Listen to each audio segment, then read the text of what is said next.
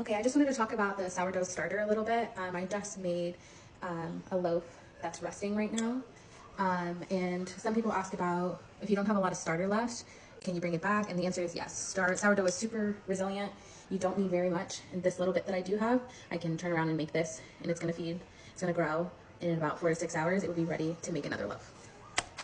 Okay, so we're gonna add our water in. It can be very dependent on what recipe you're using, how much starter you actually need. Most people that are just making 1 to 2 loaves don't need very much. You could do 50 grams starter, 50 grams water, 50 grams flour, and you'd be just fine. But it's really gonna depend on what you need it for, what recipes you need. You don't need a huge jar to keep making your loaves for just 1 loaf here, 1 loaf there. You don't need very much at all. So I don't have a lot of starter left, but that's okay. I can still double it in size and double it with the feeding, and it'll still rise and be perfectly fine and good for the next use. So I'm just gonna do 50 grams of water. Actually, I'm going to do 65 grams of water and just go with it. And I always do a little bit more flour, just because I like a thicker starter. I think it's been really good for my loaves and has made them a lot better. So I do a thicker starter.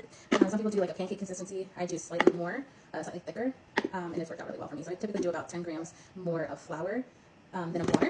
And if for whatever reason it's just a little bit thicker than I would like, I just add just a little bit more water in, and that's it. Then it's good to go. Like I said, it's super resilient. And then lastly, once you're all done mixing your starter from feeding it, you want to try and wipe down your jar as best you can so you don't want to create a breeding ground for any other mold or like bad bacteria. So definitely do that. All right, so I have a damp paper towel, and I'm just going to go in.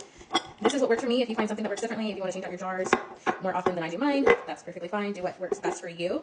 But this is just what I find works better for me. So I got it a little damp, take a dry paper towel, and I just clean it up. This will also help, like I said, with any bad bacteria from growing easier on the sides since it's thinner. But also, too, you can really see your rise and fall line once your sourdough grows. So I think that'll help there. But more than anything, I just think it's important just to keep away that bad bacteria and not risk losing your starter. So then you can adjust your rubber band to wherever your starter is, so you can really see how much it's grown, clean it up, and it's a pretty thick consistency. It's not really moving, but that's how I like it. Do what works best for you. Like I said, most people do like a pancake batter consistency, and I just do slightly thicker. When you put your lid on, you don't want to tighten it. Just put the lid, and I just put the cap on like that. Don't tighten it. Don't do anything. With the gases in here, you don't want your mason jar to explode. I just wanted to show you guys where this is at. It's been about 4 hours since the feeding, and it's already doubled in size, and it hasn't peaked yet. But we're on the right track.